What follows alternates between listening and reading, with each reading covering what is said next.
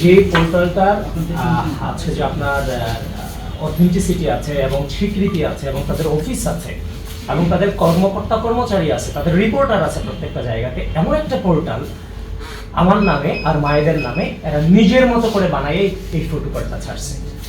এদের যদি মনে হয় কোনোভাবে আমরা দুজন এই ধরনের কথা বলতে পারি, তাহলে এদের কাজ কি? এরা আমাকে আইডেন্টিফাই করার জন্য জিজ্ঞেস করবে যে ভাই এই ধরনের কথা আপনাদের মধ্যে হয়েছে কিনা, কিংবা এই ধরনের পোস্ট আপনি দিচ্ছেন কিনা। এটা জিজ্ঞাসাবাদ ছাড়া বাংলাদেশ টাইমসের মতো একটা অথেন্টিক হচ্ছে যে যাদের 4.9 মিলিয়ন ফলোয়ার্স, তাহলে এই ধরনের এটা আপনি একটা মানে শিক্ষিত মানুষই কোনোদিন এটা বিশ্বাস করবে? একটা পোর্টাল থেকে এই ধরনের হচ্ছে যে আমার ইজ্জত সম্মান কিংবা আমাদের সাংগঠনিক মান সম্মান এটা কি বিশ্বাস করতে পারে? হ্যাঁ, ভেরিফাইড। এই যে ভেরিফাইড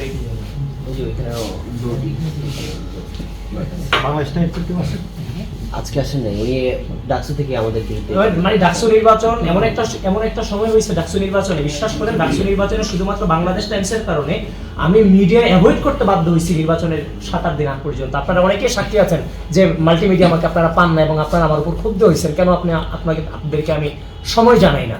শুধুমাত্র এর বিহাইন্ড দ্য সিনের প্রধান কারণ হচ্ছে বাংলাদেশ টাইমস নামক মাল্টিমিডিয়াটা। কারণ এমন প্রপাগান্ডা ডাকসু নির্বাচনে ছাড়ছে যেগুলো ক্লারিফিকেশন দেওয়ার মতো সময়টাও আমাদের ছিল না।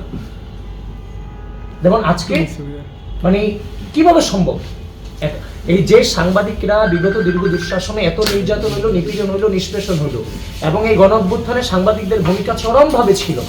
আজকে শুধুমাত্র এই ধরনের ভুইফোর পোর্টাল কিংবা এই ধরনের পোর্টাল মানে হচ্ছে একটা গোষ্ঠীকে প্রমোট করার জন্য যে পোর্টাল, সেই পোর্টালের সাংবাদিকতার কারণে আজকে আপনাদের পুরো সাংবাদিকতার উপর দোষ আসছে। আমরা বলতেছি হলুদ সাংবাদিকতা। হলুদ সাংবাদিকতার একটা ভিত্তি থাকে, একটা হলুদ সাংবাদিকতার একটা ভিত্তি থাকে। এটার কিসের ভিত্তি, কোন ভিত্তিতে? এখন যদি হইতো তারা যদি মনে করতে যে হ্যাঁ তাদেরকে কেউ বলছে এই ধরনের কথা, তখন মায়েরকে প্রশ্ন করতে পারতো, আমাকে প্রশ্ন করতে পারতো যে আমরা এটা বলছি কিনা।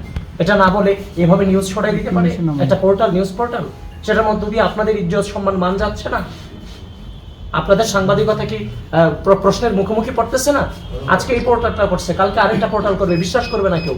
আগে যখন আমরা এই ধরনের নিউজগুলো দেখতাম তখন ভাবতাম